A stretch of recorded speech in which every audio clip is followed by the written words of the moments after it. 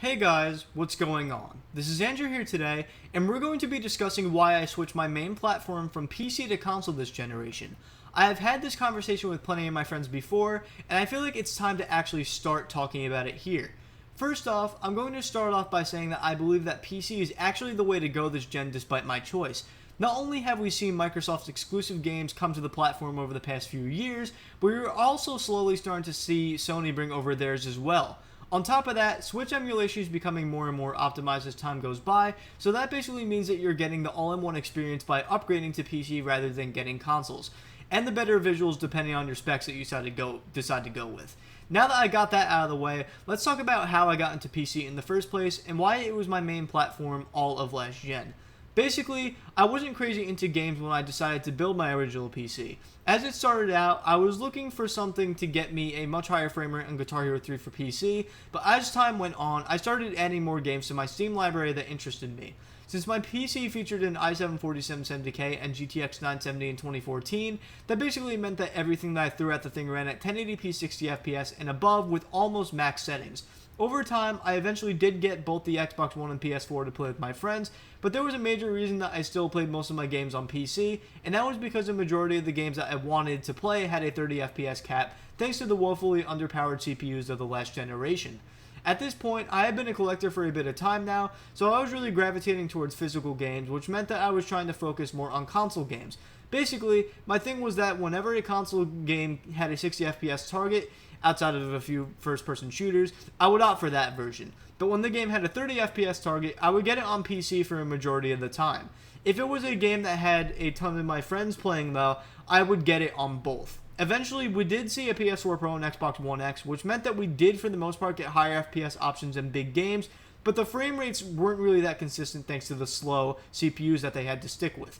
The reason that I didn't jump on those consoles is that I had a major feeling that we would see new consoles coming only a few years later, which I was right about, by the way, the Series X and PS5, and on top of that, I upgraded to the GTX 1070 and felt that I didn't need to get an upgraded console when I already had something that was pushing for the higher resolution and frame rates while also outperforming the upgraded consoles in general.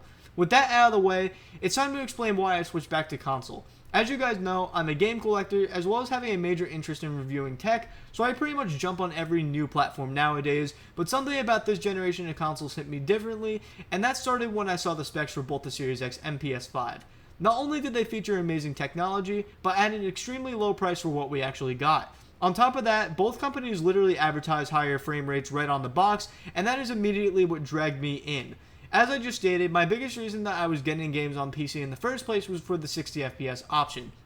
Now that most of the games on these consoles have a 60 FPS option, as well as the consoles outperforming my current PC, it basically gave me no reason to see PC as my main platform anymore, considering that these consoles were basically better than my PC in every way. Don't get me wrong, I still love PC gaming and prefer it for certain shooters, but I felt like it was the better deal for me to get these consoles for $500 each instead of buying an entirely new PC that would be more expensive than both the Series X, PS5, and Series S combined. You guys gotta remember that I'm still running on the i7-4770K, which means that not only would I have to get a new CPU and graphics card for it to be a next-gen upgrade, but I would also have to get new RAM since I'm still running on DDR3, and I would also have to get a new motherboard and SSD. That altogether, no doubt, would probably be around $2,000 for it to be a major upgrade for my PC, because why would I spend all that money to do just a little upgrade from something that already is running pretty well?